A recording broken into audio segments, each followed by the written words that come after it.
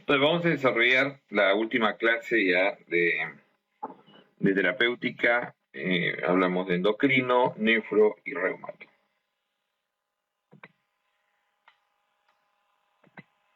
Empezamos por endocrino.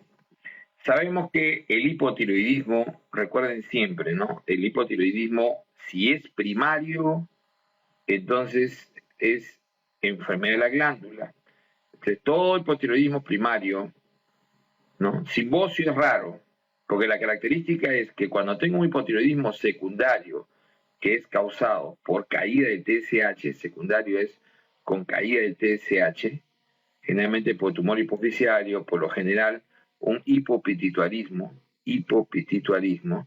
Esto en cambio es típicamente el secundario simbocio. Este típico simbocio. Las otras causas primarias simbocio ya son más raras, pero la misma tiroiditis, la misma congénito, iatrogénico, autoinmune son más raros. En cambio, el primario convulsio es la causa más frecuente, son las dos causas más frecuentes. ¿Cuáles son las dos causas más frecuentes de hipotiroidismo primario? Tiroiditis Hashimoto, de lejos, y bocio endémico, que es la causa más frecuente en países del tercer mundo y es la causa más frecuente en las zonas más pobres o las zonas bociógenas, o sea, con poco aporte de yodo. También otras causas de hipotiroidismo son las tiroiditis, ¿no? Las tiroiditis como la de Hashimoto, pero también hay las tiroiditis agudas, subagudas, que pueden producir un primer periodo de hipotiroidismo, de hiper, o sea, cuando aún tienes una tiroiditis, si esta es la línea del eutiroidismo, lo primero que tienen que entender es que el TSH es la prueba más importante. Y el TSH, si es normal, es decir, si está entre 0.6 y 4.5, el paciente es eutiroideo. Si el paciente es eutiroideo, no hay patología, por lo menos tiroidea de ese tipo no existe. Entonces, tenemos que un paciente, es de la línea del eutiroidismo. Cuando hace tiroiditis, el paciente suele hacer al inicio hiper y después va a ser hipo. Este es lo típico de las tiroiditis. ¿Y por qué? Porque inflama la glándula y comienza a liberar la hormona que está ya en reserva, y por lo tanto no hay un incremento de producción, sino libera la reserva. Por eso es que todas las tiroiditis, el tratamiento no se da antitiroideo. Ahorita eso vamos a verlo en algún momento. Entonces hay una línea larga de tiroiditis, vamos a hacer un esquema en un momento.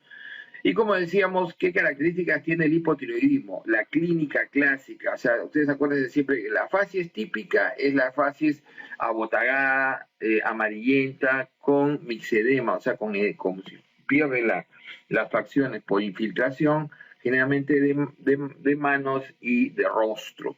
Lo típico, bueno, esto es en los niños, pero lo típico en los adultos, ¿no? La hipotermia, ¿no? Generalmente el paciente está con 36 o menos grados centígrados, la hipotonía, frialdad, la piel fría, pálida, seca, y además de eso tiene generalmente un pelo seco, el mixedema, que es la infiltración de piel, estreñimiento, la macroglosia. El paciente tiene, ¿no? Por ejemplo, neurológicamente va a tener bradisiquia, bradilalia, intolerancia al frío. Intolerancia al frío. Ok. Y entonces, este paciente con tiroiditis Hashimoto, que es la causa más frecuente, el Hashimoto, que es, es una enfermedad autoinmune mediada por fundamentalmente anticuerpos antitiroperoxidasa, anti-TPO, ¿no? Que es fundamental, y también marca antitiroglobulina. Entonces, el diagnóstico, como decíamos, el primario, típico TSH alto y T4 bajo. Entonces, nosotros decimos, ¿cómo manejamos? A ver, el hipotiroidismo. El hipotiroidismo primario característico es un perfil de TSH, por lo general mayor de 10. ¿Ok? Entonces, T4 libre bajo, T3 libre bajo. Pero también existe el paciente que tiene un TSH elevado, pero que está entre 4,5, mayor de 4,5 a 10. y que generalmente este tiene todavía la T3 y la T4 normal. Esto se llama hipo subclínico, que aún no necesita tratamiento. Entonces, hipotiroidismo primario, fundamentalmente, ¿cuál es la terapia? La terapia que se da es 1.6 microgramos por kilo día, pero esto se suele dar ¿a qué paciente? Esto se da al paciente que tiene, ¿no?, entre 20 y 50 años y sin antecedentes cardíacos de ningún tipo, especialmente coronarios. Entonces, esta terapia característica se empieza siempre con 50 microgramos y se suele llevar a 100 microgramos, que es lo estándar más o menos para un paciente de 70 kilos, ¿no? Entonces, de 50 se lleva generalmente progresivamente en 1 o 2 semanas a 100. ¿Por qué se hace siempre lento? Es preferible hacerlo lento porque los pacientes pueden hacer angina si es que no tenían antecedente, y pongamos que un hombre de 45 ya podría tener algún riesgo, una mujer menos, podría comenzar a hacer, incluso se pueden infartar. Por eso es que mayores de 50 años y aquellos pacientes que tienen antecedentes cardíacos, especialmente coronarios, esos pacientes se recomienda usar una dosis de 25 microgramos de inicio y pasar a 50 generalmente de mantenimiento, y si se necesita más, ir progresivamente viendo que el paciente no haga taquicardia. Entonces, ese es el problema del hipotiroidismo. El hipotiroidismo rebelde, el hipotiroidismo refractario, existe en pacientes que tienen un TSH muy alto, ¿no? Ojo que este tratamiento, ¿cuál es el seguimiento? El seguimiento es cada 6 semanas, ¿no?, con TSH, que debe, acuérdense que para que sea no eutiroideo, tiene que estar entre 0.6 y 4.5. Y entonces el refractario, ese que tiene, ¿no?, suele tener incluso, ¿no?, más de 60 de TSH, muy elevado a pesar del tratamiento. Es un paciente que puede requerir, ¿no?, y de repente leiotironina, que es el T3, ¿no?, que es el T3. Se puede utilizar generalmente 25 microgramos, son suficientes para una dosis equivalente a lo que tendría entre 4, más o menos 200 microgramos. Hay pacientes que usan hasta 200 microgramos. Uno con 25 puede hacer, porque acuérdense que la T3 tiene vida media más corta, pero tiene 6 a 8 veces más potencia que la T4. ¿Qué pasa en las tiroiditis? Entonces, en las tiroiditis, como decíamos, hay un periodo inicial. Esta es la línea de eutiroidismo. Hay un periodo inicial de hiper y después hace hipo. La subaguda,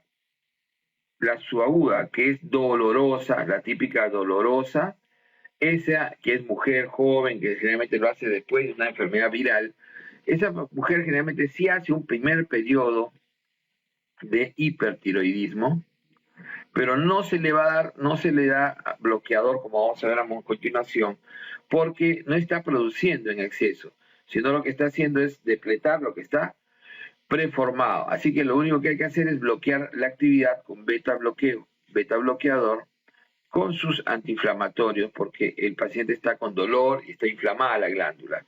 Y de ahí pasa un segundo periodo, unas 2 a 4 semanas después, donde comienza a bajar la hormona tiroidea y entonces hace hipotiroidismo. Generalmente requiere a veces dosis bajas de levotiroxina, 25 microgramos, ¿no? Entonces 5 a 25. El hipertiroidismo, en cambio, generalmente el primario es mucho, el secundario es mucho más raro porque está alrededor del adenoma productor. O sea, los secundarios siempre es a nivel central, ¿no? Adenoma secretor a nivel de hipófisis es raro y generalmente es mixto, no es puro. Así que es cuando se eleva el TSH. Pero el hipertiroidismo, lo que uno suele ver es un TSH menor de 0.6 o indetectable. Entonces lo que vamos a tener en el hipertiroidismo es sudoración profusa, pérdida de peso, primero gana al inicio y después va a perder hasta 10 kilos, ansiedad, palpitaciones, deposiciones sueltas, incluso hiperfecalia, ¿no? Intolerancia al calor, irritabilidad, irregularidad menstrual, taquicardia, pericardia, como dice, todo lo de acá, además de que el paciente suele tener también, ¿no? Todo lo que es síntomas adrenérgicos, los síntomas severamente adrenérgicos de la expresión de la tiroides. Eso se llama tirotoxicosis. Entonces, la evidencia de la clínica de la actividad de hormona tiroidea excesiva se llama tirotoxicosis. Y mientras que ya el extremo es la crisis tirotóxica. Entonces, si nosotros tenemos acá que las causas más frecuentes, ¿cuál va a ser la causa más frecuente? Entre 20 y 60 años, la causa más frecuente es la enfermedad de Graves-Basedow, ¿ok?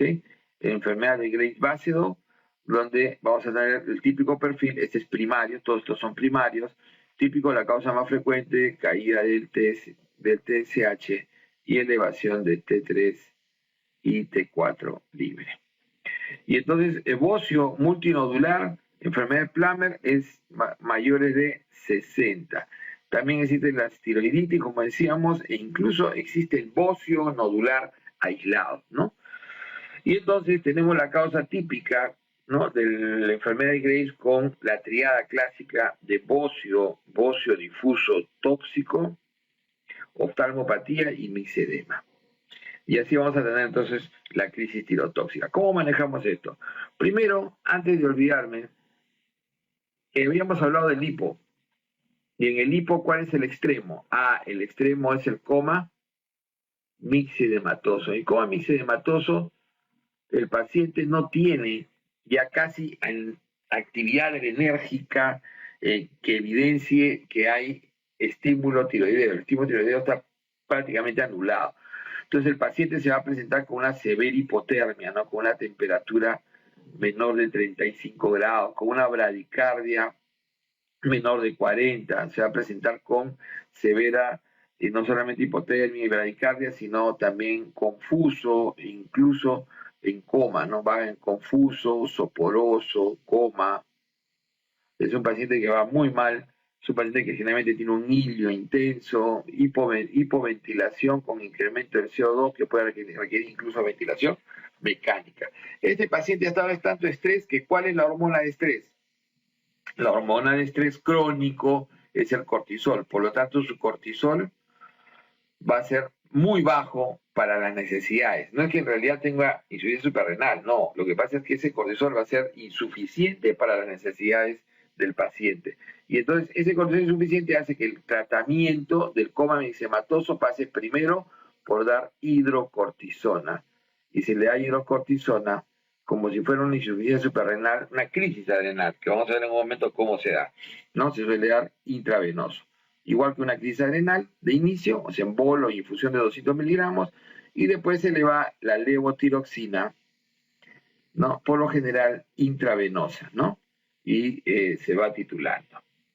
En cambio, ahora vamos a ver acá lo que es ya el tratamiento, lo que habíamos visto ahorita, el hiper. Entonces, el hiper típicamente acá sí mucho más primario que el secundario, que en el caso del hipotiroidismo mucho más primario. Característicamente el paciente hay que manejar primero las manifestaciones adrenérgicas, por lo tanto, fundamental es el beta bloqueo. El beta bloqueador siempre de inicio, el propanolol por su vida media corta, y después en el mantenimiento al paciente se le deja con atenolol. Generalmente el propanolol va entre 20 a 40 miligramos, ¿no? De 20 a 40 miligramos cada 8, cada 12. Y el atenolol va en incremento entre 25 hasta un máximo de 100 miligramos al día en una sola dosis. Entonces, se bloquea el efecto adrenérgico de la hormona tiroidea y lo que hay que hacer ahora es dar antitiroideos. El antitiroideo se llaman las tionamidas. Las tionamidas son fundamentalmente drogas que actúan sobre la dipeptidación y la oxidación y la dipeptidación en el proceso de producción de hormona tiroidea. Entonces, bloquean esos dos procesos, específicamente el metimazol, o también llamado tiamazol, metimazol, que se suele dar, iniciar con 5 miligramos y progresivamente se sube hasta 30 miligramos, que es la dosis usual, máximo 70. Y entonces se va subiendo progresivamente, metimazol, ¿no? La opción es el propiltiuracilo. Propiltiuracilo, ¿no? O sea, el propiltiuracilo. Entonces el PTU también es útil, pero es mucho más potente el metimazol. Su efecto adverso más severo, más importante, que más miedo uno le da con el metimazol es la neutropenia. Entonces esto se suele dar progresivamente y se controla cada 6 a 8 semanas, igual con TSH, y el paciente tiene que quedar a lo largo de un año, como plazo máximo, debe quedar eutiroideo. Si durante el camino del año el paciente le hace alguna crisis tirotóxica, ya en ese momento se para. ¿Qué pasa si al año sí es tiroideo? Excelente. Pero si no logra al año ser tiroideo, entonces lo que hay que hacer con el paciente, la elección a nuestro país es usar yodo 131 radioactivo. Entonces se le da yodo radioactivo para quemar la glándula y tratarlo de llevar al eutiroidismo, o por lo menos, o en la mayoría de los casos, a veces van al hipotiroidismo y ya se le da su reemplazo. Entonces, la otra posibilidad es la cirugía. Cirugía de tiroides por hiperfunción, generalmente si es un bocio difuso tóxico. ¿Quién es el bocio difuso tóxico? El Graves, ¿no es cierto? El Graves. Ese se recomienda tiroidectomía total. Mientras que el bocio endémico, enfermedad de Plummer, se les recomienda la tiroidectomía, ¿no?, subtotal. ¿Ok? Subtotal. Estos pacientes pueden tener lo llamada crisis tirotóxica. Y la crisis tirotóxica está muy bien en este cuadro. Entonces, lo primero que hay que hacer es, en la crisis tirotóxica, lo primero que hay que hacer, ¿qué cosa es? Es bloquear completamente los efectos, tratar de bloquear los efectos adrenérgicos. Entonces, efecto primero, beta bloqueador. Es el número 1. Número 2 es ahí bloquear la producción de hormona antitiroideos. ¿Ok? El propiltiuracilo, generalmente intravenoso, a veces es más útil. También el metimazol. Después, tercero es impedir la liberación de hormona. ¿Y eso cómo se logra? Con yoduro inorgánico. Este es el tratamiento de elección. Yoduro inorgánico. Después, en cuarto lugar, hay que inhibir la conversión periférica de T4 en T3. Y esto se logra con corticoides, específicamente hidrocortisona. Dexametasona es lo que más usamos. Pueden ser los dos, pero lo que más se usa comúnmente es la dexametasona. Ahora, ¿qué pasa si, y además de esto, este paciente está muy deshidratados? ¿Cómo es una crisis tirotóxica? Es un paciente que está deshidratado, es un paciente muy taquicárdico, más de 120, hipertérmico, generalmente tiene una temperatura mayor a 39 grados centígrados, generalmente más de 120 de frecuencia cardíaca, es un paciente en lo que antiguamente se llamaba tormenta tiroidea. Si es refractario, si hay refractariedad, entonces la eliminación pasa por la plasmaféresis. Vamos a la glándula suprarrenal. Entonces nosotros sabemos que en la glándula suprarrenal vamos a producir, ¿no?, fundamentalmente glucocorticoides, aldosterona y hidroepiandrosterona, que son las drogas básicas que se producen en la corteza suprarrenal. Entonces tenemos nosotros que la insuficiencia suprarrenal, básicamente, problema de corteza, se daña en forma primaria, generalmente en forma primaria. Esto es por necrosis, ¿ok? Esa falla es necrosis de la glándula, necrosis de la suprarrenal.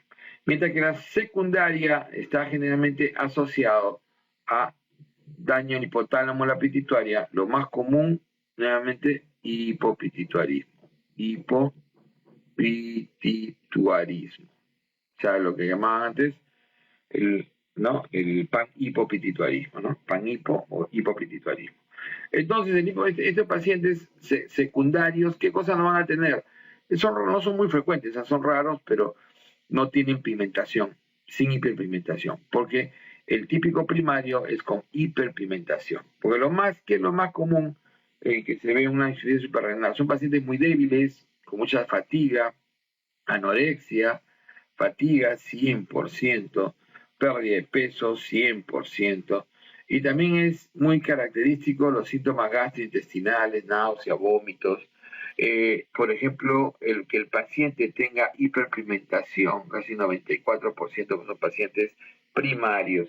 La hipotensión también es muy constante y hace que el paciente va dañando la función renal, por eso suele haber azoemia, ¿no? Entonces suele haber elevación de creatinina, de urea.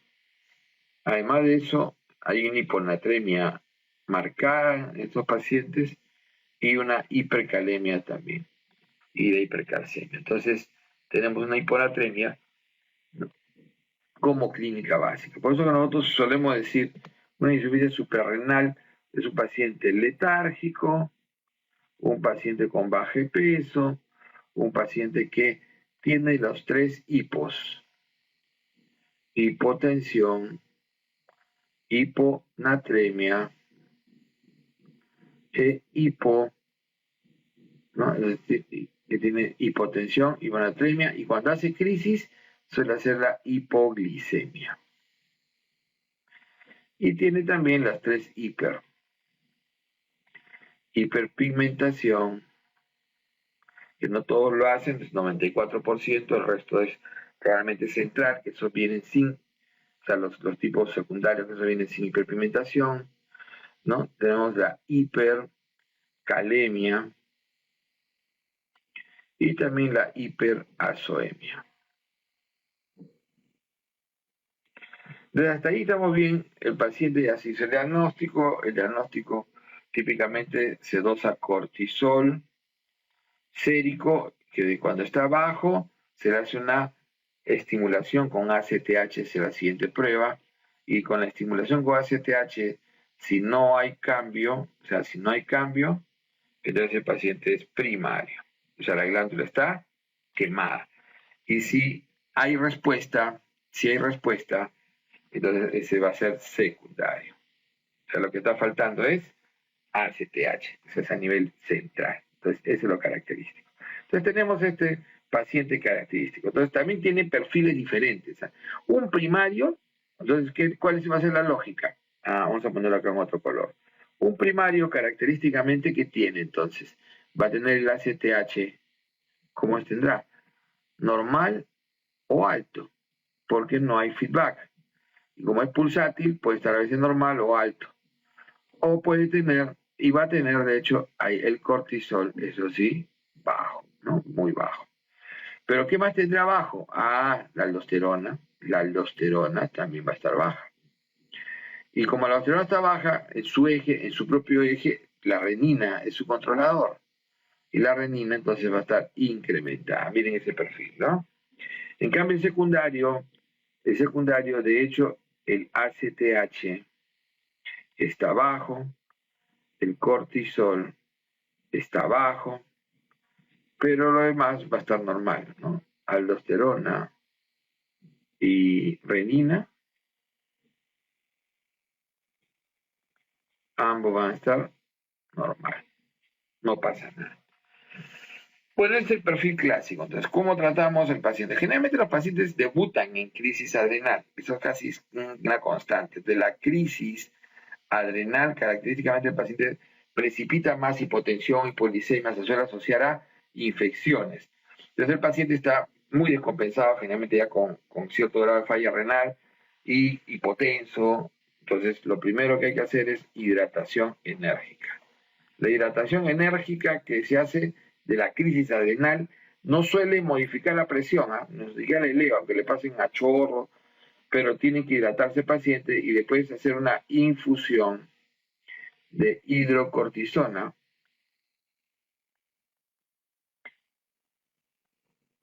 a razón de 200 miligramos en 24 horas. Pero al inicio, bolo, un bolo también de 200. Y por último, estos pacientes van a ir cuando ya estén estables. Ajá. Entonces, cuando ya esté estable el paciente, si el paciente es primario,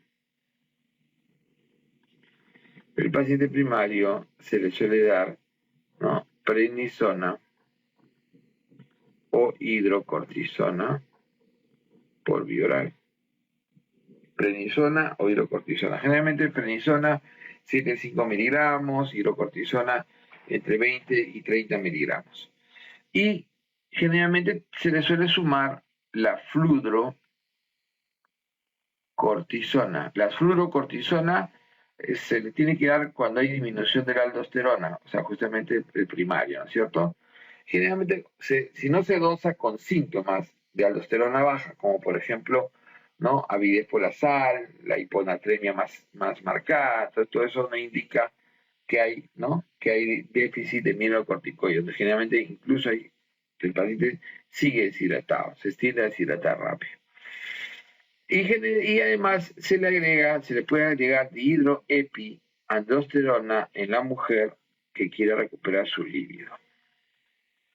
Eso es lo característico en el tratamiento de la crisis. Entonces, tratamiento crónico ya va a ser este. El síndrome de Cushing. El síndrome de Cushing es lo contrario, es la manifestación clínica del hipercortisilonismo. Entonces, el hipercortisilonismo, su evidencia es el síndrome de Cushing, donde el paciente generalmente, primero vamos a sospechar. ¿Por qué sospechamos de un Cushing? Porque el paciente tiene generalmente obesidad, ¿no? Lo más característico, suele tener obesidad, aumento de peso, ¿no? Que va incrementando paulatinamente, y además de eso hace osteoporosis.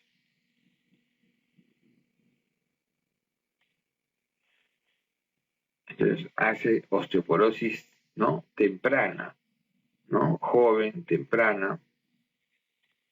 Eso, como decíamos, aumento de peso, generalmente obesidad centrípeta.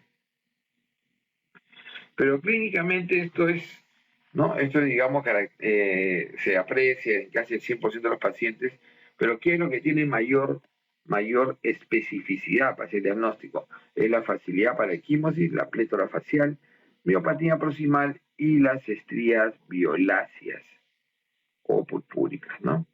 Entonces, eso es lo, como decíamos, y las condiciones inusuales para, ¿no?, para la edad, para osteoporosis e hipertensión. Entonces, lo primero que uno hace es preguntarse, ¿es exógeno? Entonces, lo primero que uno hace es decir, ¿es exógeno? ¿Qué significa eso? Iatrogénico por medicamentos. El paciente está recibiendo glucocorticoides por vía oral o parenteral.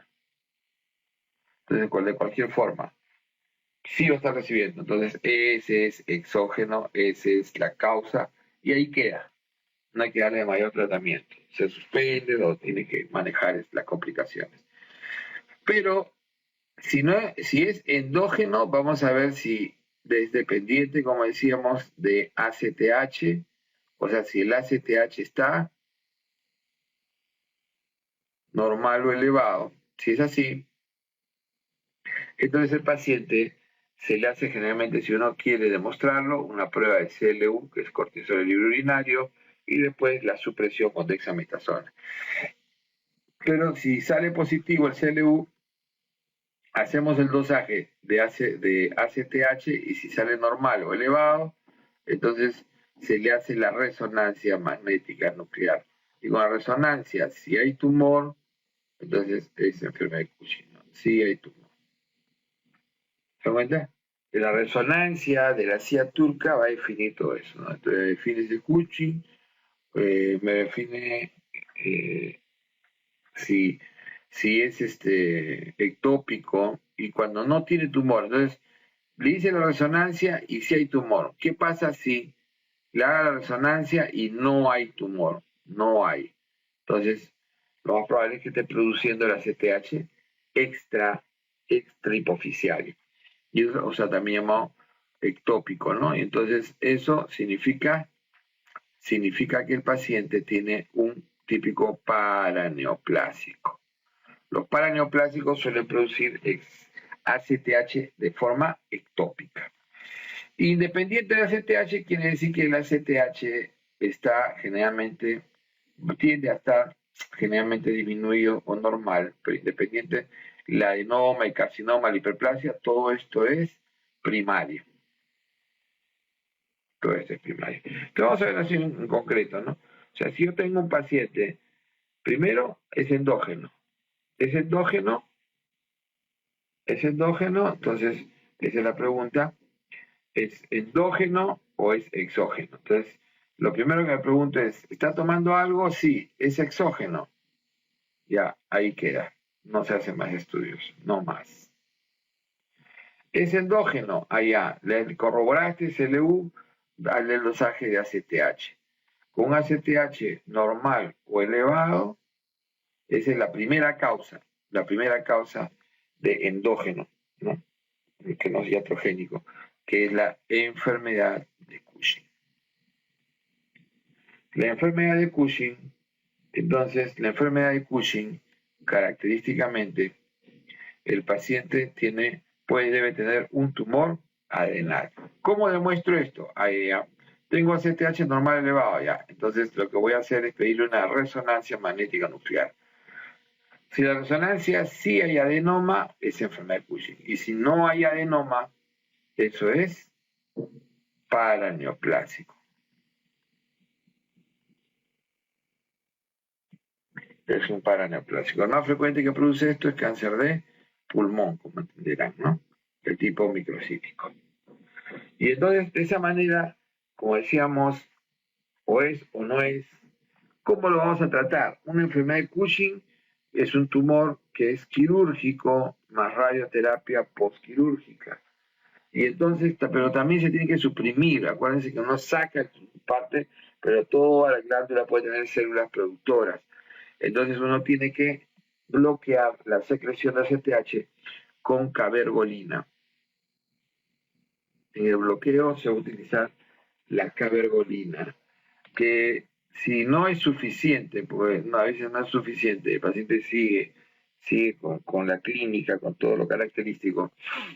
Entonces la cabergolina da pase al uso de otro análogo sintético de la somatostatina, llamada pasireotide,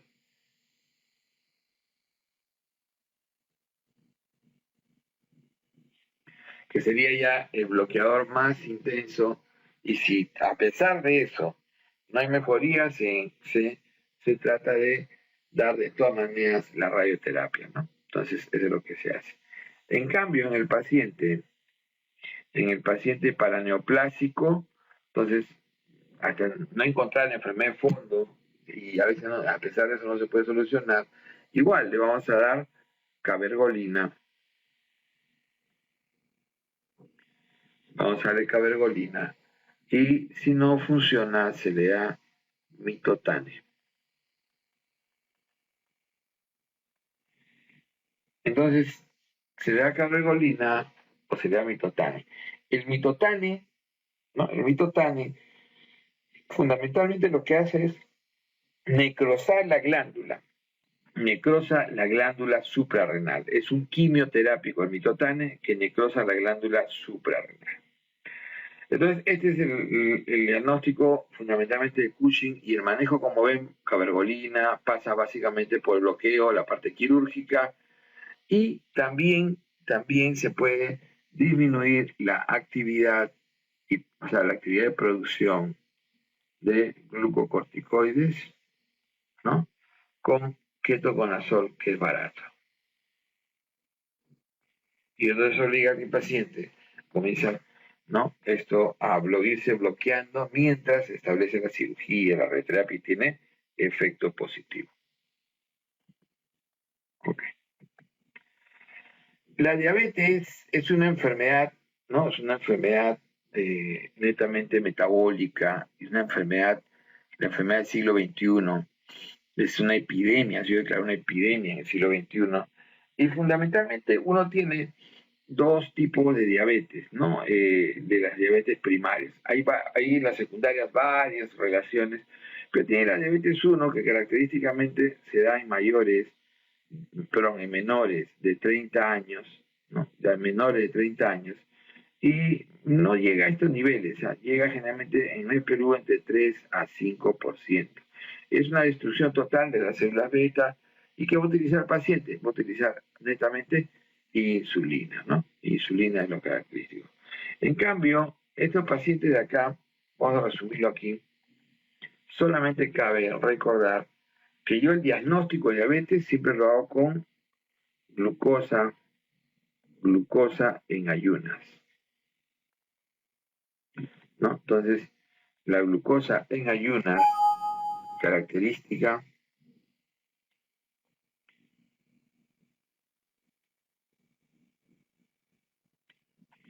entonces, glucosa en ayunas, ¿qué cosa me va a dar? Me puede dar menor de 100, el paciente es normal. Entre 100 y 125, que el paciente puede ser prediabético. ¿A qué se va a ir? A un test de tolerancia a la glucosa oral. Y si es mayor o igual a 126, ya debería ser diabético y se recomienda una segunda muestra, ¿no? Se recomienda una segunda muestra en ese mismo nivel. Y entonces se recomienda una nueva glucosa en ayunas y si sale mayor o igual a 126, igual acá ya se corroboró que es diabetes, paciente diabético. Si en la segunda muestra que se hizo este paciente sale este valor de 100 y 125, entonces van al test de tolerancia a la glucosa oral, que a las 2 horas con 75 gramos de glucosa podría salir, raro, pero podría salir menor de 140, y eso es normal, ¿no? Después podría salir entre 140 y 199, y eso significa que el paciente es prediabético. El pacientito es un prediabético y también llamado intolerante a la glucosa oral. Entonces, ese es lo característico. Este de acá al principio que salió se llama deterioro de la glucosa en ayunas o hiperglicemia en ayunas. Y este ya, como le han dado glucosa, se llama intolerante a la glucosa oral. Entonces, o prediabético. Pero si sale mayor o igual a 200, ese ya es diabético. Así es, ojo cerrado. Hay otra manera más, el diagnóstico generalmente con la hemoglobina glicosilada A1C, no ha estado todavía estandarizado en nuestro país para hacer diagnóstico, pero se correlaciona de la siguiente manera. Prediabetes es de 5.7 a 6.4%, ¿no? Diabetes, ya cuando es de 6.5% al 8%. Entonces, al 8% de la primera etapa, y vamos a ver después que entre 8 y 9, ¿no? Entonces, este es mayor o igual a 6.5. Mayor o igual a 6.5. Hasta 8, entonces, el paciente, ¿qué etapa es? Es la etapa en la cual tenemos que parar la hiperglicemia en ayunas. Y esa hiperglicemia en ayunas es a base de qué? Se produce fundamentalmente por gluconeogénesis hepática. El único que trabaja sobre ese nivel es la metformina. Después a la metformina, ¿no? Que se le va a llevar a dosis entre 1.5 a 2.50 550, ¿no? De 1500 a 2550 miligramos al día. Este paciente con metformina, que suele tener a veces dispepsia, un 30%, y otras veces puede tener como síntoma, no como síntoma, sino como efecto más temido de la acidosis láctica, es el fármaco más utilizado. Generalmente cuando está entre 8 y 9%, ya el paciente va a usar su Medford y se recomienda una segunda droga, que suele ser en nuestro país una sulfonilurea, ¿no? Debe ser una sulfoniluria la elección. Recuerden que las sulfonilurias son secretagogos. Ahorita vamos a ver eso. Y cuando está entre 9 y 10, se recomienda insulina. Ya se recomienda insulina, ¿no? La insulina subcutánea. Y entonces el paciente suele utilizar una insulina de base, se llama, que suele ser 10 unidades, o si no, que el paciente, ¿no?, calcule entre 0.1 y 0.2 kilo día. Esta de base, ¿no? Este se usa como una insulina de base. Una insulina de base, ¿qué significa? Tiene que tener 0.1 a 0.2 por kilo. Entonces, esta insulina de base se da en forma ultralenta. Ahora vamos a ver eso también. Una sola vez al día. Y eso combinado más sus dos drogas previas. Entonces, sus dos drogas, pones metformina con su enclamida y de su 10 unidades subcutáneas, ¿no? Le suma 10 unidades subcutáneas. Eso es lo característico. Y cuando es mayor de 10%, ya se recomienda solamente insulina,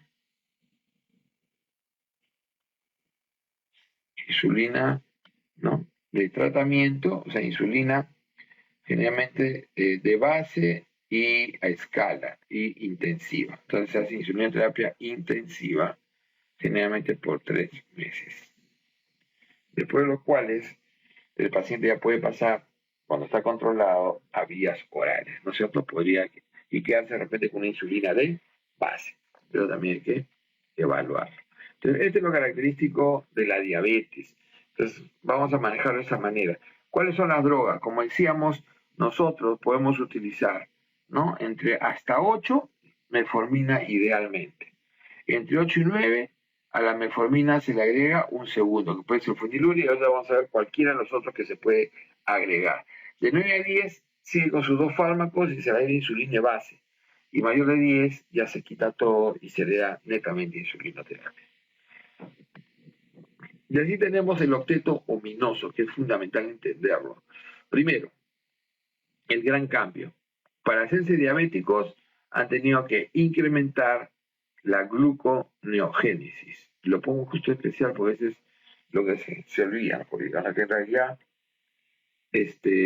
hay que incrementar este incremento de la gluconeogénesis hepática en ayunas produce la hiperglicemia de ayunas. Entonces, la hiperglicemia y la diabetes, que es peligrosísima, tiene varios mecanismos. Se han identificado estos 8 mecanismos, por lo menos, que debemos aprender.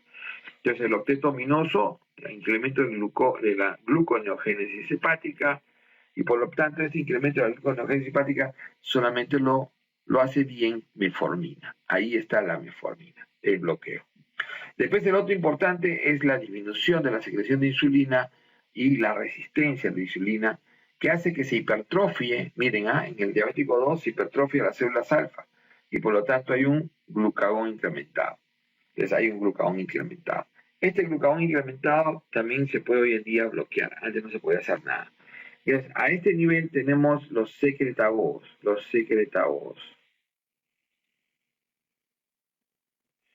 secretagogos característicos tenemos justamente, ¿no?, el paciente al uso de sulfonilurea. La sulfonilurea es uno de los, como decíamos, más potentes fármacos. Como todos secretagogos, su gran riesgo es la hipoglicemia, que es en realidad moderada. Pero sulfonilurea, como la glibenclamida, que es de uso habitual en los hospitales, ¿no? O la glimepiride,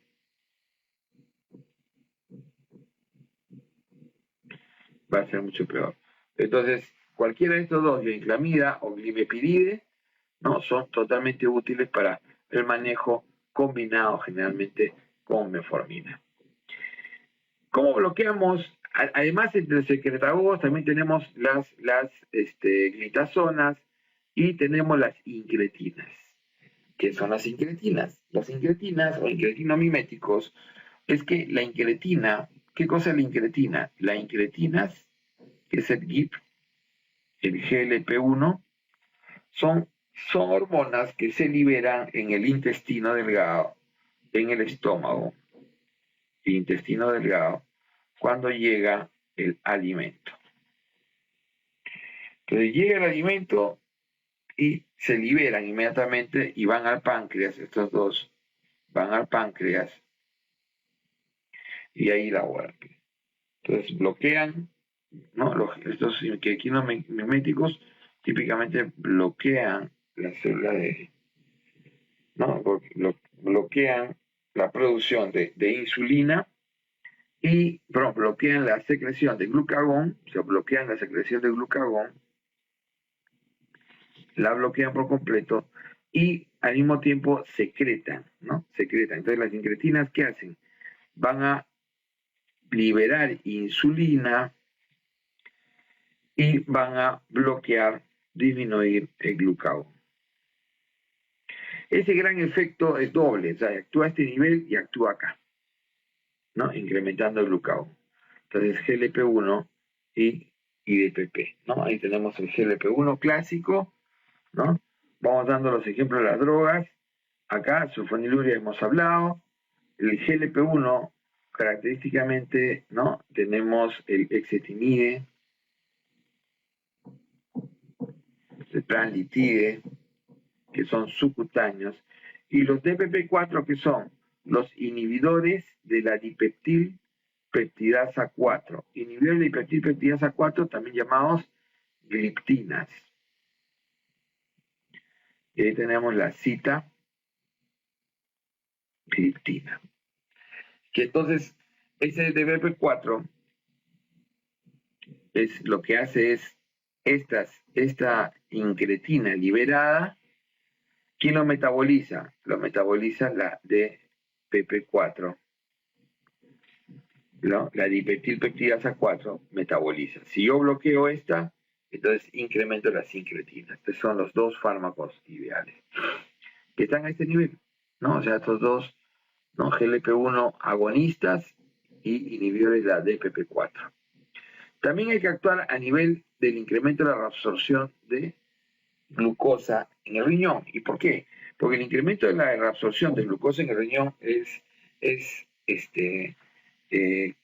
hiperglicemiante constante.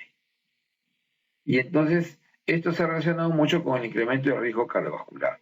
Entonces esta hiperglicemia constante, porque todo el tiempo nuestro riñón tubulo proximal va a estar reabsorbiendo en exceso glucosa, a pesar de que la glucosa debe eliminarse, pero tiene su DITEL, se está resolviendo en exceso y este mecanismo de protección se pierde y produce hiperglicemia. Y entonces, ¿qué va a producir? Si yo bloqueo esta reabsorción de glucosa, ¿no? ¿Dónde se reabsorbe? En la bomba de sodio y glucosa, llama SGLT2. Entonces, la SGLT2 tiene que ser bloqueada por los inhibidores llamados gliflosinas.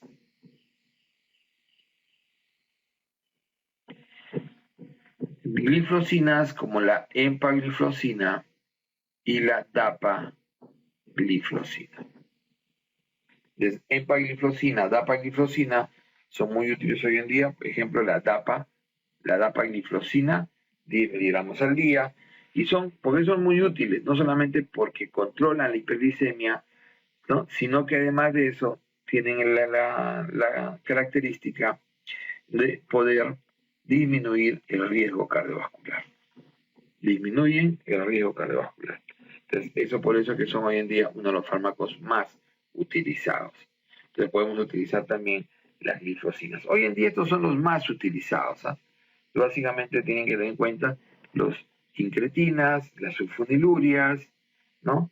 Las glitazonas también pueden ser utilizadas, las glitazonas, que actúan a este nivel como secretagogue, actúan también a este nivel incrementando la lipólisis y fundamentalmente actúan disminuyendo incrementando, porque este es lo que está el mecanismo, ¿no?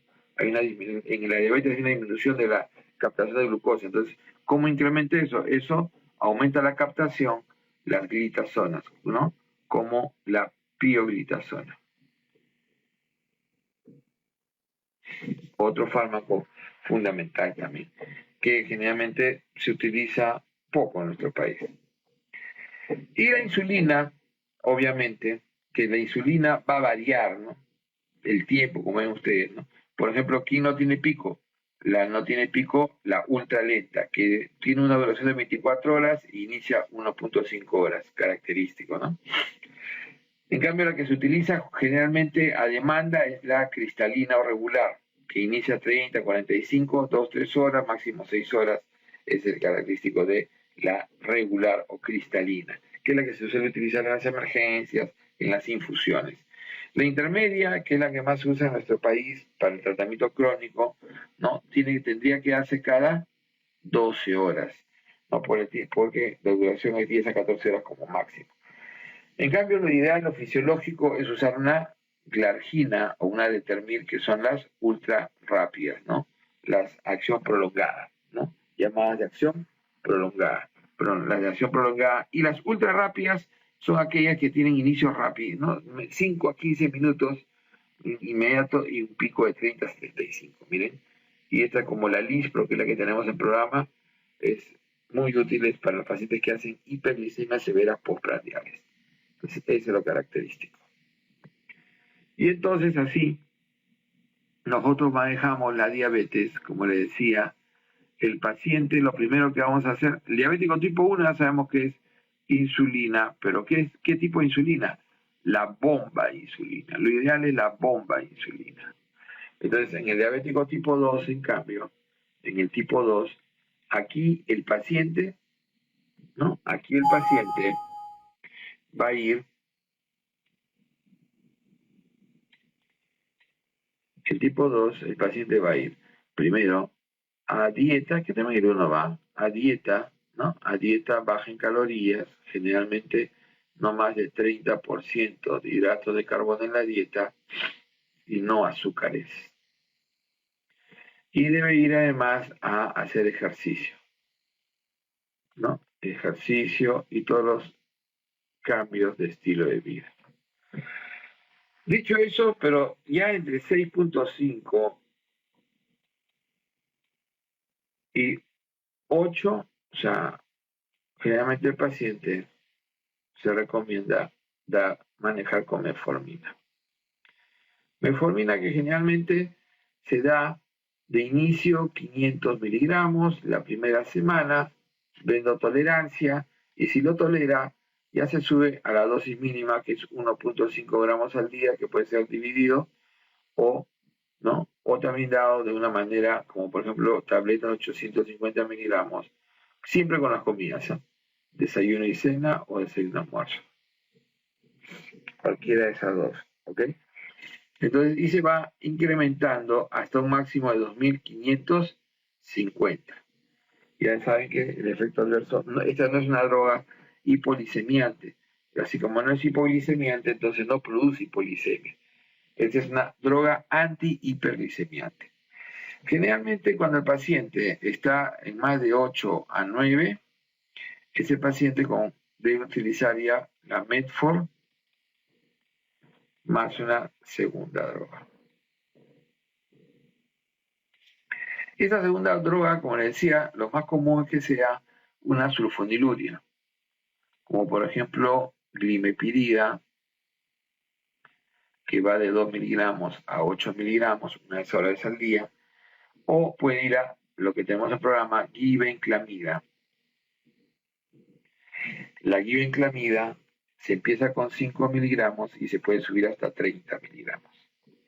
Generalmente esto se suele dar 30 minutos antes de desayuno, ¿no? O de alguna comida. A veces hay que planear en qué momento, ¿no? Realmente es antes del desayuno. Y cuando se da mucha dosis, se divide en dos, ¿no? Antes de desayuno, antes de cena, ¿no? Y una epirida generalmente es una sola vez al día, de 2 a 8 miligramos. Y como decíamos, ¿no? Como decíamos, estas drogas hay que cuidarlas mucho y ir subiendo lentamente porque pueden producir más hipoglicemia. Estos son los hipoglicemiantes. La segunda droga, entonces, en este rango, cuando uno usa la terapia dual, también hoy en día los que más se usan son los SGLT2 inhibidores, ¿no? Las gliflocinas. Ejemplo, DAPA, gliflocina. En la DAPA y gliflocina se da 10 miligramos al día. Característico de estos pacientes con esos 10 y van recibiendo la dieta y todo lo demás. Y adicionalmente eso también tener en cuenta que una opción siempre es, ¿no?, los DPP4 inhibidores. Cuando estoy entre 9 y 10, ese paciente se recomienda iniciar ya insulina o en su defecto, si tienen plata, podemos utilizar GLP-1 agonistas. La insulina que suelen iniciar es de 10 unidades o la basal, ¿no? Que como les he dicho, calcular la basal es no por peso, básicamente 0.1 a 0.2 unidades por kilo día. Y eso se utiliza como basal, insulina basal y generalmente 2 drogas a dosis mayores, ¿no? Y ya mayor de 10, mayor igual a 10, lo que hay que utilizar es insulina,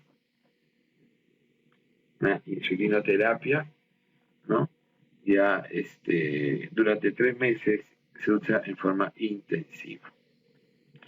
Luego de 3 meses el paciente se reevalúa y puede ser que comience Medford, sulfoniluria, etc. Objetivos del tratamiento. ¿Cuáles son los objetivos del tratamiento? Los objetivos son obtener una hemoglobina A1C glicosilada, ¿no?, por entre 6.5 y 7.0. Tener un LDL, si es prevención primaria, menor de 100, y si es prevención secundaria, menor de 70. Entonces, el paciente que se infarta, que ya tiene evento coronario, evento cerebrovascular, ese paciente ya no es prevención primaria, ya es prevención secundaria. Otro parámetro es la presión arterial. Hay que tener la presión arterial, ¿no? Más o menos hemos estado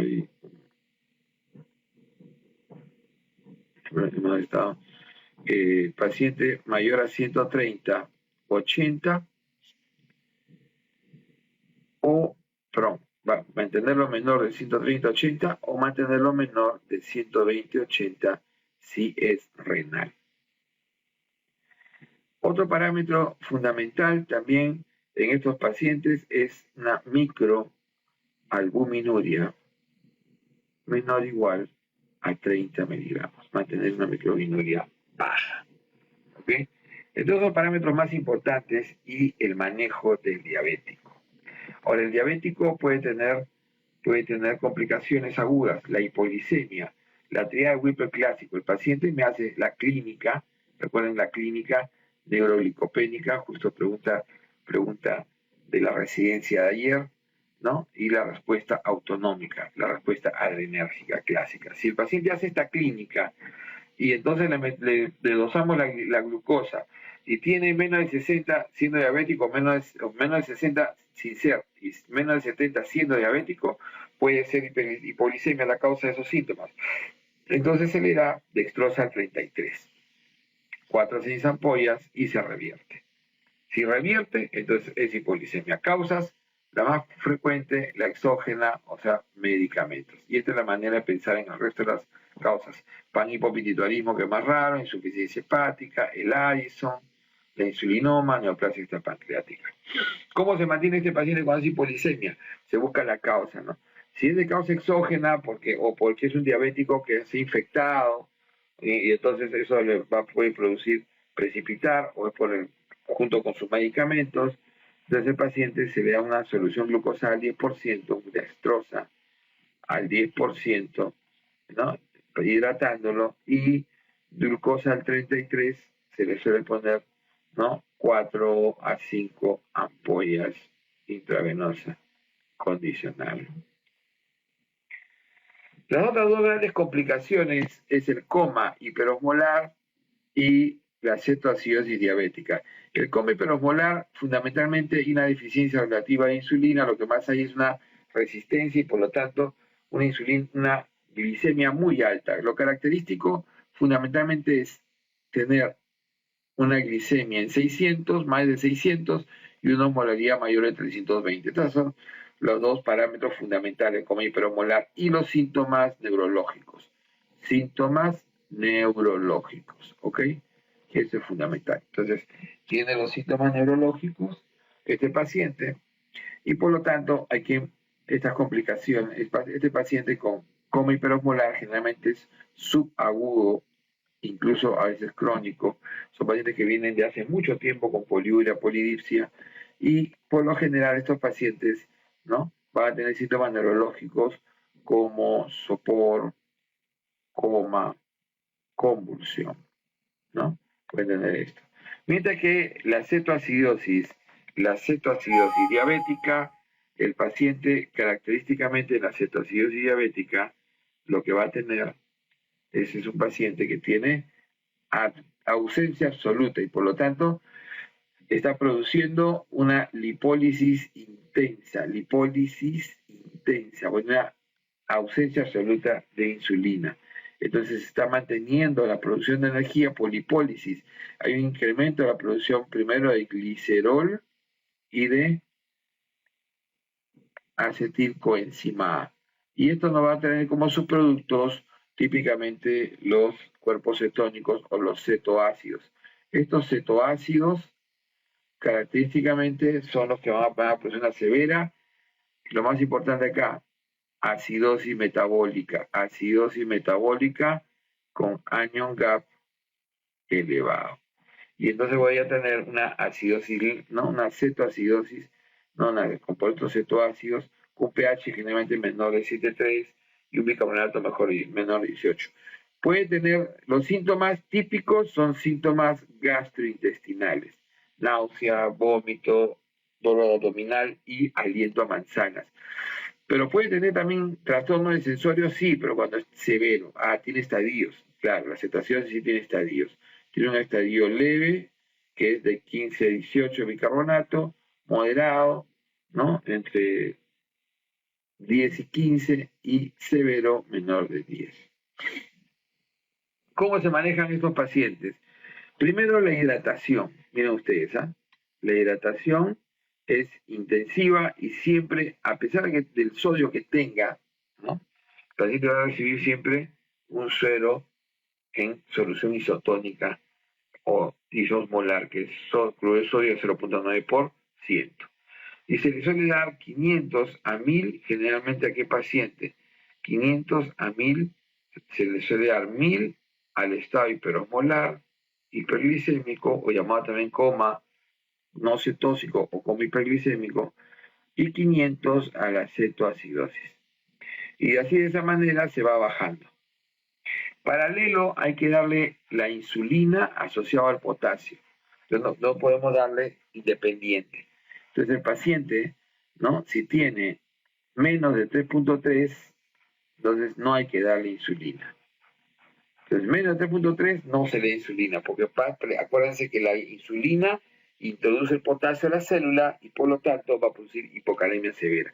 Estos pacientes están severamente deshidratados, pero además de eso pierden abundante potasio, o sea, pierden potasio abundante, y de tal manera que el paciente va, ¿no?, el paciente va a precipitar. Se calcula, por ejemplo, en un estado hiperopolar que hasta más de 400 equivalentes ha perdido de potasio. Entonces, no insulina, si tiene menos de 3.3 de potasio, ¿qué se hace? Se inicia potasio 40 equivalentes. Entonces, se le da potasio 40 equivalentes por litro la primera hora y se va titulando. Si está en rango de 3.3 a 5.2, normal. Le doy insulina y sigo dándole su potasio. Y si está en más de 5.2 de potasio, no potasio, le doy su insulina. ¿La insulina cómo se da? La insulina se da a una dosis de 0.1 kilo hora. Esa es la dosis de hora, ¿no? Diluida en cloruro. Y generalmente cuando ya la glicemia es menor de 250, la insulina se baja a la mitad, 0.05, la infusión, y se inicia dextrosa, ¿no? Se suele iniciar dextrosa al medio normal.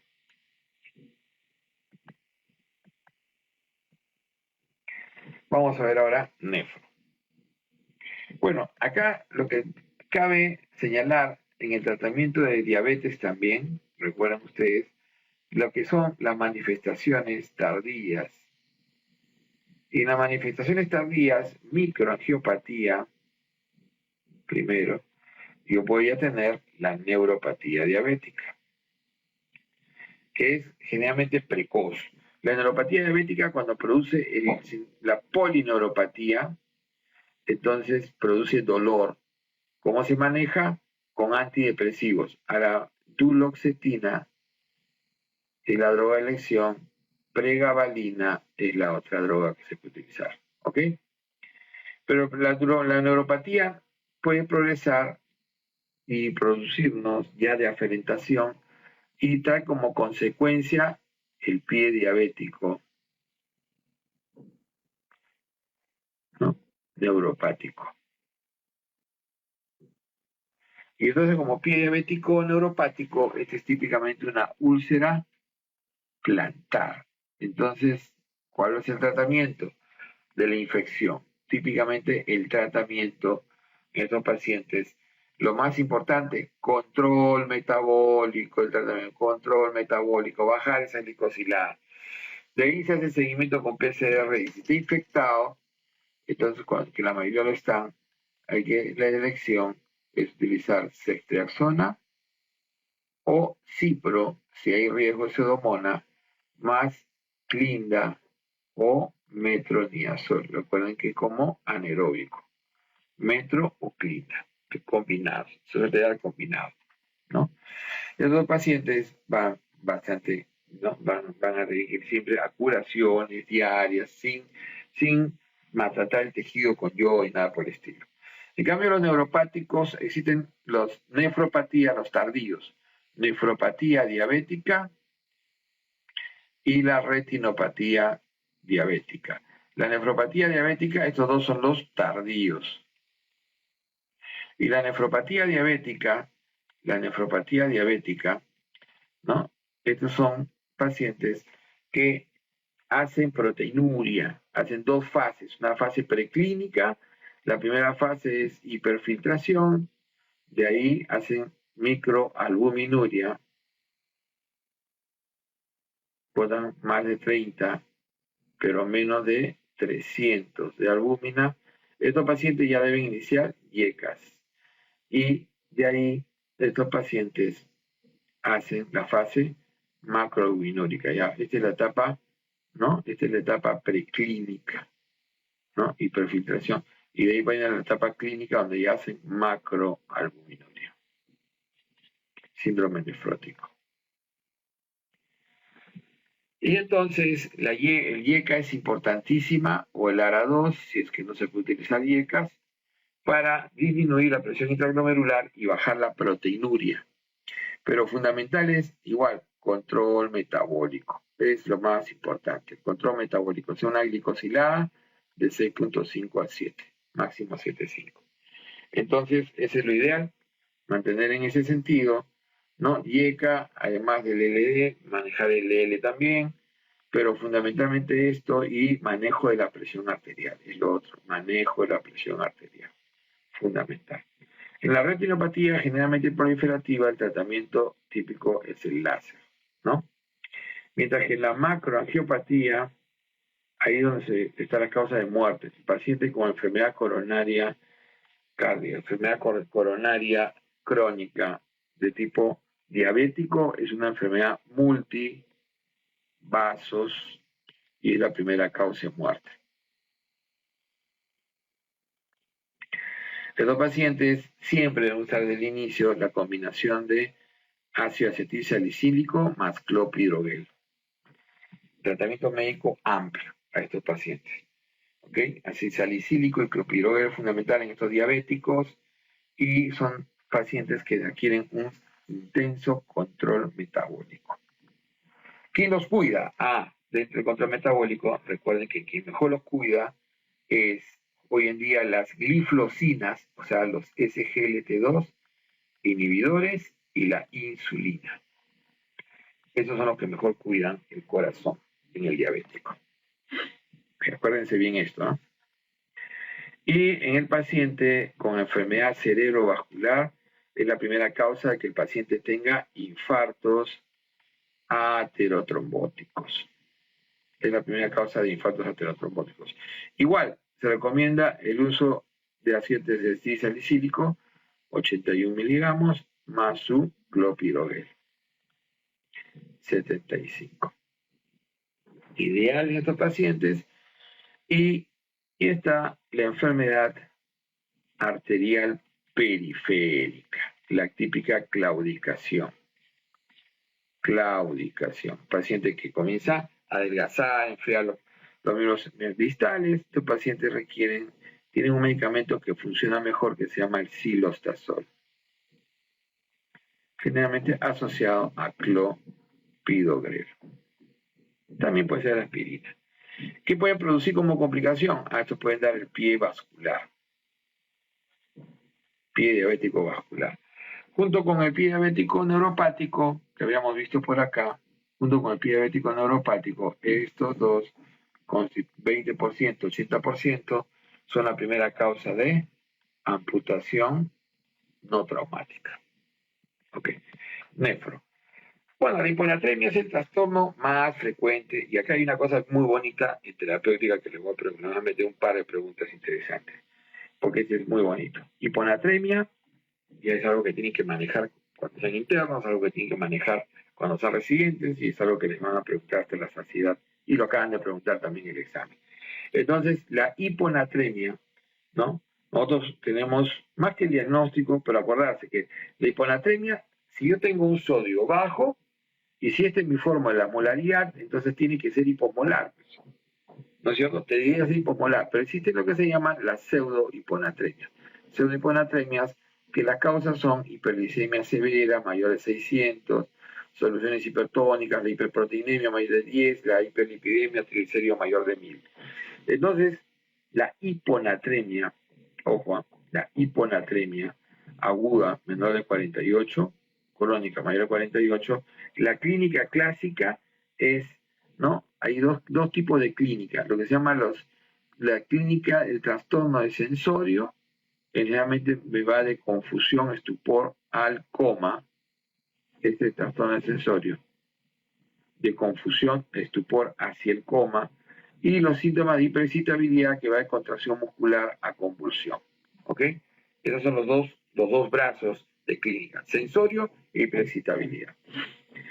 Entonces el paciente siempre que se va a tratar, siempre y cuando, sea de forma aguda, se va a tratar siempre y cuando tenga trastornos, o sea, siempre tenga clínica. ¿Quiénes tienen clínica? Sencillo. O sea, los leves nunca tienen clínica. ¿Quiénes son los leves? De 130 a 134, porque este es menor de 135 por definición. Los moderados pueden tener, van de 120 a 129, pero los severos siempre tienen menor de 120. Ok. Entonces las causas, además de tener una molaridad baja, la verdadera hiponatremia, que es hiposmolar, además de eso, de acuerdo a su volumen de agua extracelular, pueden ser con volumen bajo, estos son los pacientes deshidratados, llamados hiponatremias hipovolémicas. Y tenemos las hipervolémicas, que es sobrehidratados, no, sino que tienen edema, tienen tercer espacio. ¿Ok? Característico de estos, por ejemplo, con función renal normal, típico de la insuficiencia cardíaca, la cirrosis hepática, el síndrome nefrótico. Y los otros son con función renal disminuida, ¿no? O sea, enfermedad renal, disminución de la función renal. Entonces, aguda y enfermedad renal crónica. ¿Se dan cuenta?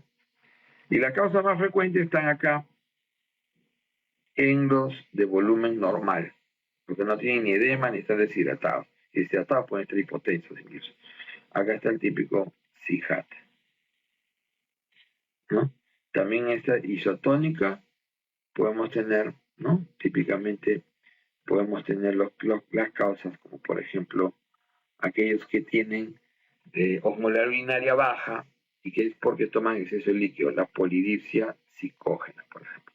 Y acá en todos los que tienen pérdida, siempre hay que pensar qué pérdida, ¿cómo son las pérdidas? Pueden ser renales o pueden ser extrarrenales. Y renal, acá la primera causa es diurético y extrarrenal es diarrea. Listo.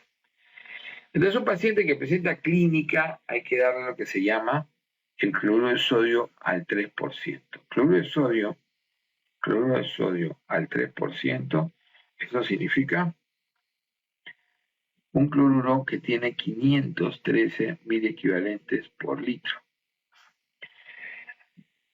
Y entonces yo debo calcular mi déficit de sodio, que es el agua corporal total, o sea, 0.6 por el peso, y voy a poner el sodio deseado, que es 130. ¿Y por qué he deseado 130? Porque desaparecen los síntomas, menos el real. Les pongo un ejemplo. Ejemplo 110. Paciente con 110 convulsionó, ¿no? Ok, convulsionó y está soporoso. El paciente tiene un déficit de sodio calculado, le calculó su déficit de sodio. Pongamos que este déficit de sodio me sale 512. Entonces tendría que pasarle justo un litro, ¿no? Justo un litro de mi solución hipertónica. ¿Se lo pasaré en una sola vez, en un solo día? No, porque la regla es que no más de 10 miligramos por día debo subir. Entonces el primer día le subiré máximo 10 miliequivalentes. ¿Ok? ¿Qué significa eso? Que va a subir de 110 a 120.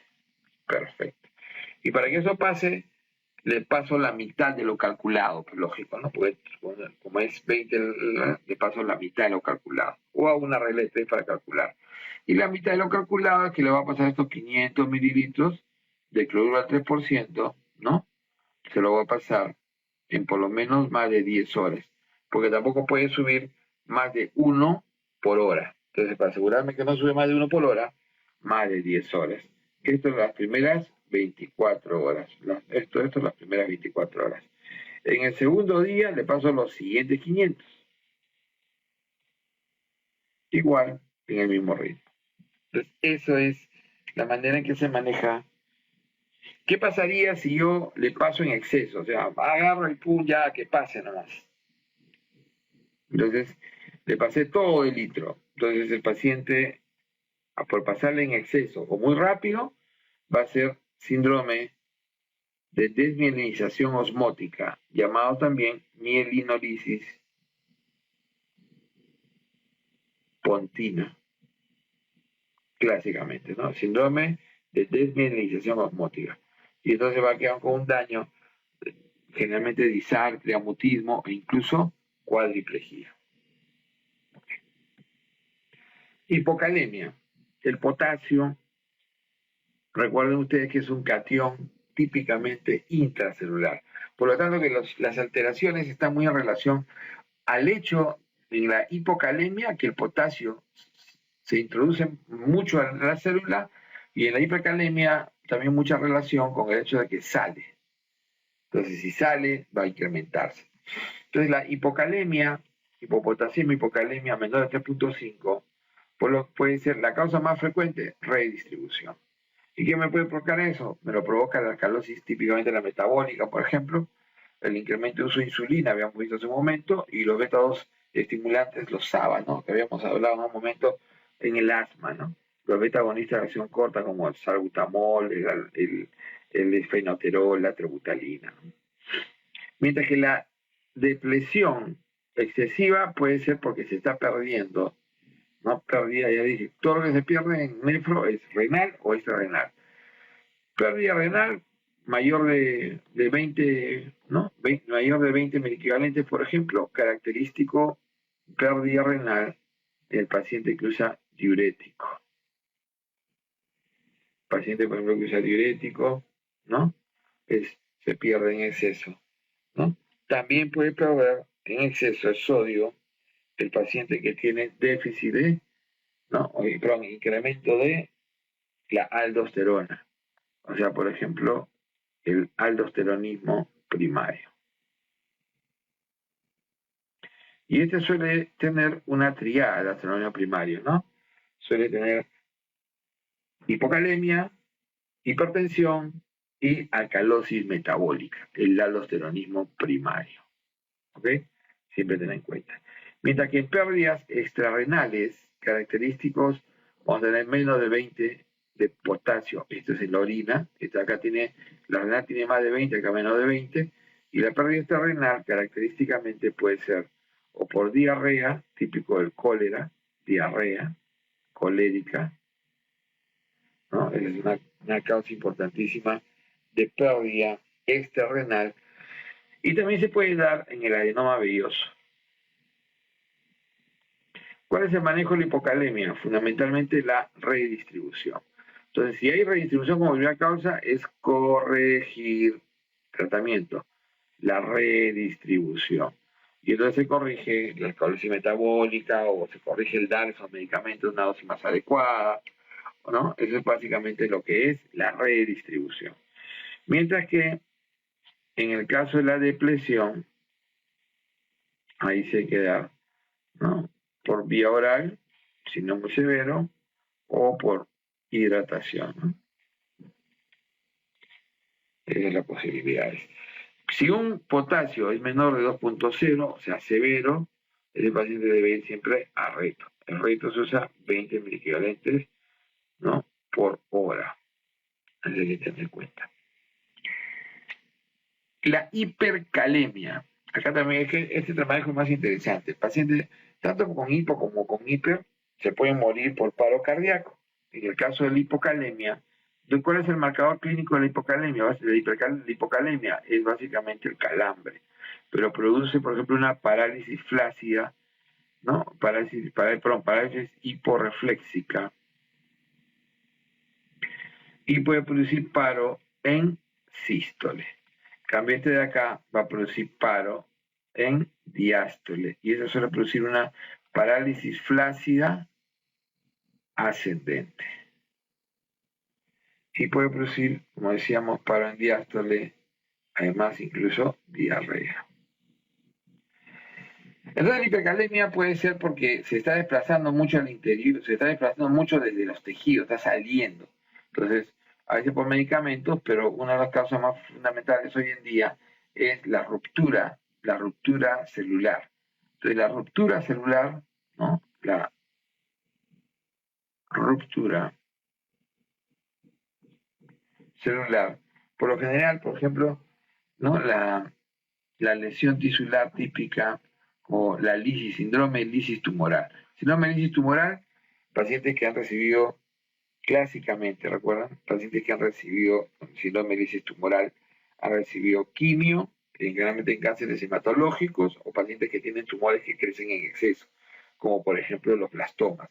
Entonces, los pacientes pueden tener, por ejemplo, síndrome de lisis tumoral, suelen tener, ¿no? Hipercalemia, suelen tener hiperuricemia, que esto es lo más grave y que suele producir daño renal, ¿no? Daño renal agudo. Y también suele producir hiperfosfatemia. Esta hiperfosfatemia va a producir hipocalcemia. hipocalcemia. Síndrome tumoral, también tenemos la rabdomiolisis, la hemólisis, ¿no? Es característico, ¿no? Entonces, esto es lo que pacientes, ¿no? Los pacientes que pueden producir de esa manera, por ruptura, o también puede estar por el filtrado glomerular bajo, ¿no? Digo, falla renal aguda, enfermedad renal crónica, característico, o también por pérdida, ¿no? Renal inadecuada, pero por con filtrado glomerular ligeramente elevado, o sea, normal. O sea, no se explica. Y acá generalmente es por bloqueo medicamentoso. ¿Qué bloqueo medicamentoso hace que pierda potasio a pesar, o sea, que no pueda secretar el potasio a pesar de que la función renal está todavía conservada? Eso se da por interferencia medicamentosa como los IECA, los ARA, los AINES, característicamente. El potasio alto, recuerden que tiene una buena correlación con su electro, ¿no? 6.5 de potasio, onda T picuda, 7 de potasio, A7. Generalmente tiene una P que desaparece, pero tiende a aplanarse primero, un PR prolongado, y se va a la P. Y después se proyecta el QRS en 7.5 ancho. Más de 8 ya el paciente comienza a hacer arritmias, bradicardia, generalmente bradicárdico, hipotenso, y va al paro en diástole.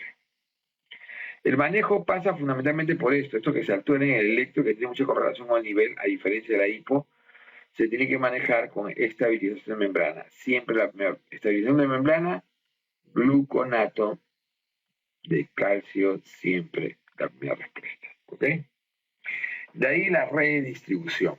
La redistribución característica, entonces la redistribución hay que utilizar más útil insulina, generalmente 10 unidades, en 100 centímetros de dextrosa al 10%. Y se va dando esta infusión hasta que baje el potasio. La otra es, además de la insulina con dextrosa, que es de la combinación, la otra también que se puede utilizar es la nebulización o el uso en realidad por inhalatoria de SABA, beta-2 agonistas. Pero tiene una potencia baja, menos de 0,5 por día. Y el bicarbonato, que generalmente lo utiliza el paciente que tiene ya asociado acidosis urémica. La remoción es fundamental. El método más certero y seguro es la hemodiálisis. Eso no se habla. Definitivamente el método de elección para la remoción. Y por último, podemos utilizar también las resinas de intercambio. Resina de intercambio catiónico.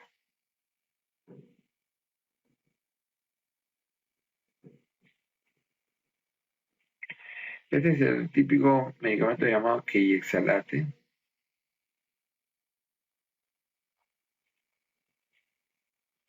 Este es el gráfico Keyexalate, que es un enema rico en sodio que va a hacer en el colon, va a intercambiar por el potasio. La falla renal aguda es la súbita o abrupta pérdida de la función renal, ¿no? Caracterizada por una disminución de la producción de orina o por un incremento de la azoemia. Y entonces se analiza de qué manera. Cuando tengo menos de 0,5 centímetros por kilo por hora de producción de orina en las primeras 6 horas. O cuando tengo un incremento de la creatinina mayor de 0,3, también es un criterio. Mayor de 0,3 creatinina también se considera un criterio, ¿no? Entonces, definitivamente, o cuando se incrementa 1,5 veces la creatinina. Entonces, el paciente al principio se llama estadio 1, hoy en día enfermedad, a lo que antiguamente era el rifle, que es un paciente en riesgo. ¿Qué significa? Este es el paciente típicamente prerrenal, que es el más variado, digamos, y el mejor prevenible todos estos, porque un prerrenal generalmente está en función de la disminución del flujo plasmático renal. ¿Qué cosa es flujo plasmático renal? Es lo que entra al glomérulo. Recuerden que a los riñones el 20% del gasto cardíaco, aproximadamente. ¿Qué significa eso? Que va más o menos 1.200 mililitros. Y de eso, el 50% ingresa a los glomérulos. ¿Qué significa eso? Más o menos 600 mililitros por minuto. Flujo plasmático ingresa a los glomérulos. Y debe filtrarse, de eso que ha entrado, un 20%. Estamos hablando de 120 mililitros por minuto, que es el filtrado clásico. ¿Qué pasa si mi aporte llega bajo? Entonces va a haber, se va a comenzar a isquemizar. Y pues, ¿eso por qué? ¿Qué causas pueden ser? Cuando el paciente se deshidrata, depresión a volumen. Cuando el paciente sangra, hemorragia de cualquier tipo, especialmente ginecológicas o gastrointestinales. Cuando el paciente tiene mal periodo de redistribución, ya no tenía, ¿no?, posibilidad, el paciente tiene terceros espacios y va a ser lo que se llama el síndrome cardiorrenal y hepatorrenal. O cuando hay hipoperfusión sostenida, básicamente por shock, los típicos shocks. De estos pacientes prerrenales, ¿qué característica tiene? Todo esto de acá. Recuerden así, lo más importante, ¿ok? El mayor de 20, menor de 20. Entonces, la relación boom creatinina mayor de 20, prerrenal y renal menor de 20. Pero como nosotros ¿qué usamos más? Urea, ¿no? Relación urea-creatinina mayor de 40, menor de 40. La fracción filtrada o la fracción de excreción de sodio, famoso FENA, menor 1%, no cambia. Y acá es mayor hoy en día de 2%. Se puede poner 1, pero ya sería, ¿no? En realidad el valor es 2%. Y también tenemos la osmolaridad urinaria, que acá es mayor de 500 en el caso de renal, y renal menor de 400. Y las diferencias en lo que es cilindros, ¿no? En lo que es cilindros a nivel del sedimento, y allí no solamente lo único que puedes encontrar de perrenal, pero 50 ya gránulos, que son células muertas, ya es un renal. Y lo clásico, ¿no? El sodio urinario. Siempre un riñón que está bien puede resolver todavía, ¿no?, su sodio y por lo tanto pierde menos de 20 por litro. Eso es característico. ¿Ok? Entonces, eso, no olvidarse. ¿Cómo se maneja la falla renal?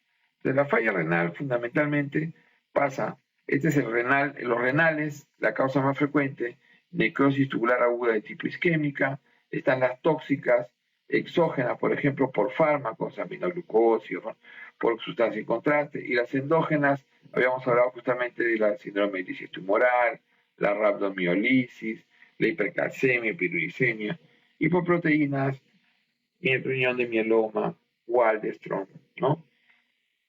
También, alguna vez está amiloidosis. Y los porrenales, son estos pacientes que característicamente tienen, ¿no?, obstrucción en la salida, son menos del 4% de los pacientes, y la obstrucción mayor del 60%, está alrededor de ¿qué? Alrededor del cuello vesical.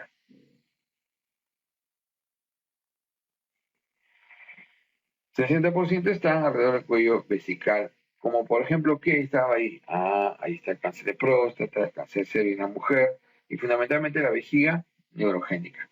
En cambio, ya a nivel de lo que es uréteres, tenemos justamente la fibrosis retroperitoneal como una causa, pero la causa más importante es tumores. ¿Quién bloquea los uréteres? Los uréteres lo bloquean fundamentalmente tumores. ¿Cuál será la terapia entonces? Primero, soporte. ¿Qué cosa es lo que pasa en el laboratorio? El paciente es una ira oligúrica, oligoanúrica, a excepción de la ira de la falla renal aguda por amiloidosis, que es no oligúrica. Entonces el paciente va a hacer trastornos electrolíticos, ácido base, pueden ser sus complicaciones. El paciente eleva todo, lo único que no eleva es el sodio. Generalmente el sodio tiende a estar bajo y el calcio definitivamente está bajo. Luego la terapia pasa fundamentalmente por manejar esas complicaciones que hemos hablado, incluso de la hipercalemia, pero también pasa fundamentalmente la terapia de estos pacientes por el soporte, ¿no? Fundamentalmente el soporte en el paciente que hace falla renal y que tiene complicaciones. Entonces se suele dar siempre primero hidratación a la gran mayoría de los casos y después se le puede dar, depende, ¿no? De repente, definitivamente es usar aminas vasoactivas, ¿no? Aminas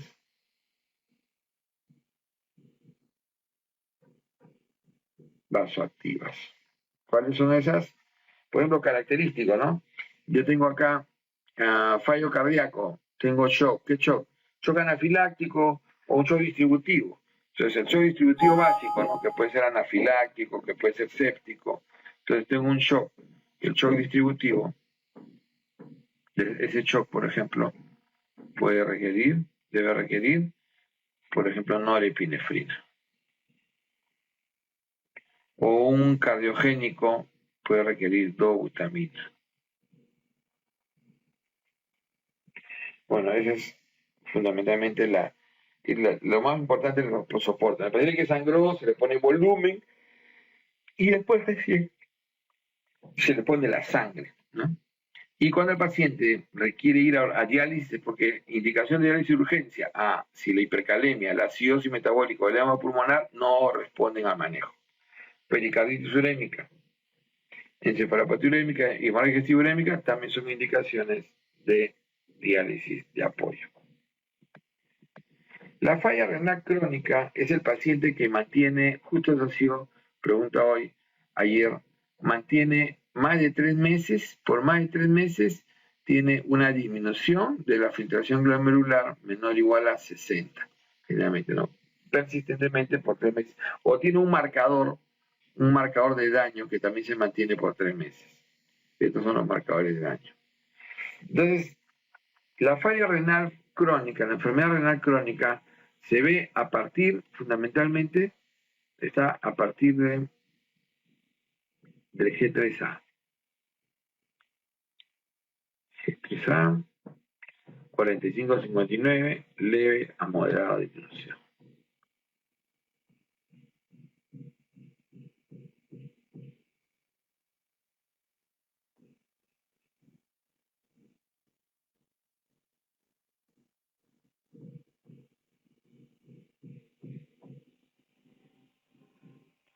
Entonces tenemos al paciente que tiene este estadio inicial, G3. Este estadio inicial G3, el paciente leve a moderado, ¿no?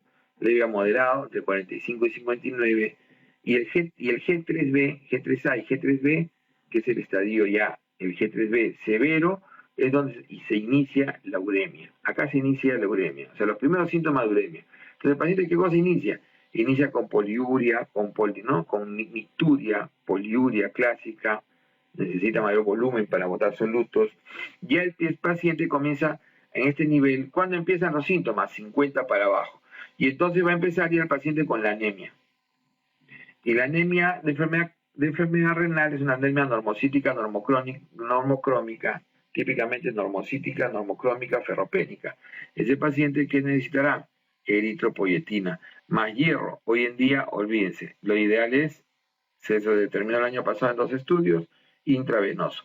Eritropoyetina con hierro intravenoso definitivamente, ¿no? De más o menos 2.000 unidades, primero cada 2 semanas, después cada semana, después 3 veces por semana. Empieza también la enfermedad ósea renal, ¿no? Donde el paciente hace un hiperparatiroidismo secundario y el paciente va a requerir definitivamente, ¿no? Importante, va a requerir ligantes de fósforo y derivados de la vitamina D como calcitriol. Entonces vamos a necesitar acá calcitriol y calcio. Calcitriol y calcio. También tenemos que manejar la dislipidemia con estatinas, específicamente mantenerla a menos de 100. Y, bueno, en el caso de que sea diabético, control de glucemia, pero conforme va avanzando la enfermedad, llegamos al G4. En el G4 el paciente eso se llama ya enfermedad avanzada. Enfermedad avanzada, entre 15 y 29, ya es la enfermedad avanzada. Este paciente con enfermedad avanzada ya debe dejar, ¿no? Ya no puede usar, por ejemplo, la metformina, ya no puede usar, por ejemplo, la hidroclorotiazida, ya debe también dejar, si es que no, como usar con mucho cuidado, yecas, aras y ahorradores de potasio, que eso ya se tiene que abandonar en G5, que es ya la uremia, la fase, se llama fase urémica. Entonces, alrededor de 25 ya viene la acidosis.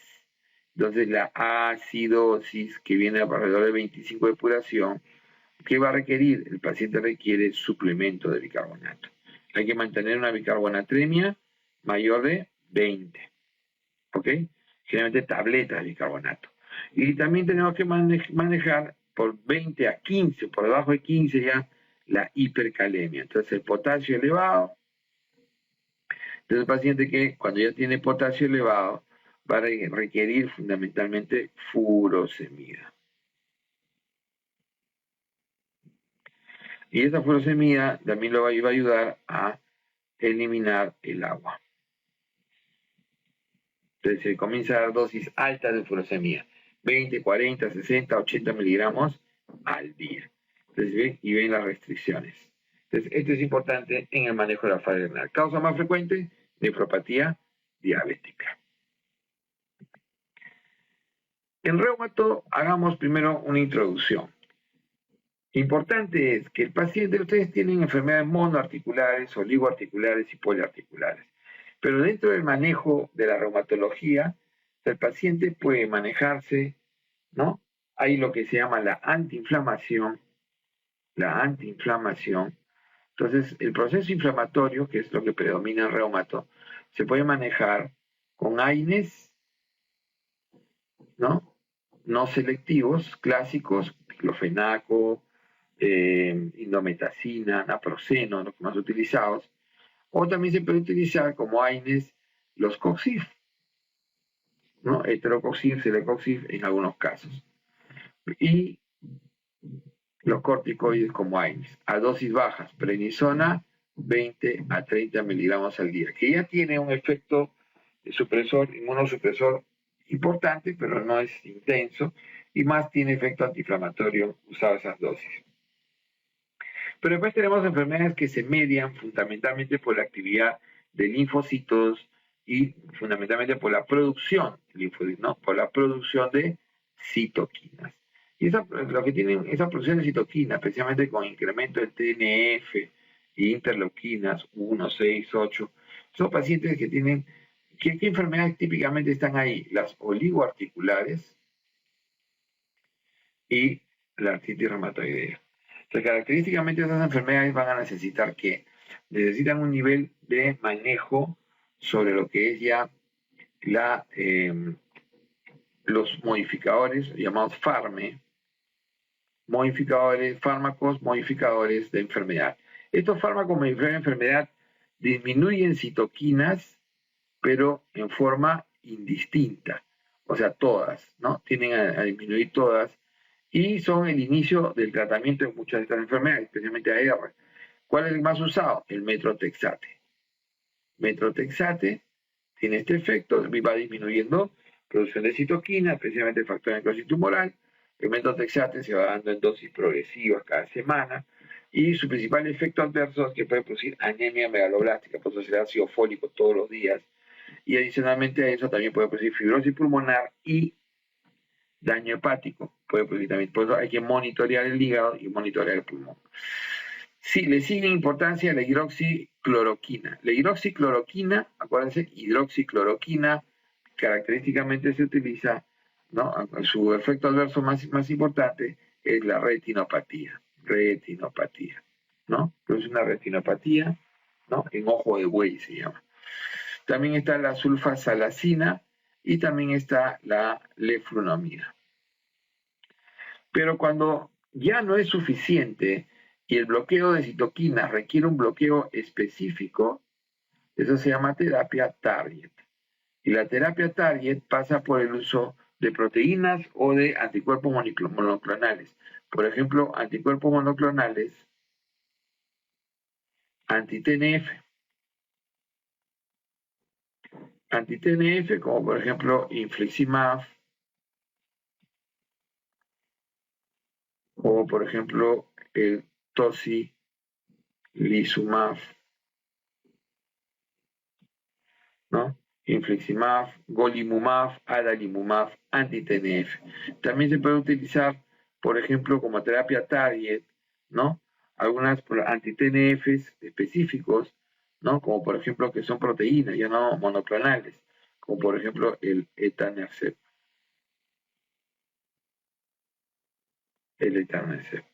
También se puede utilizar anti-interleuquinas como anakinra, ¿no? Pero también tenemos aquellas enfermedades donde lo que más predomina es actividad de linfocitos, produciendo fundamentalmente anticuerpos y complejos inmunes. Y esta actividad de linfocitos elevada, una alta actividad linfotóxica, ¿no? Donde hay producción excesiva de anticuerpos y producción de complejos inmunes que pueden producir necrosis vascular, típico del manejo de lupus y vasculitis, ¿no? Vasculitis, lupus, que suelen utilizar por eso inmunosupresión.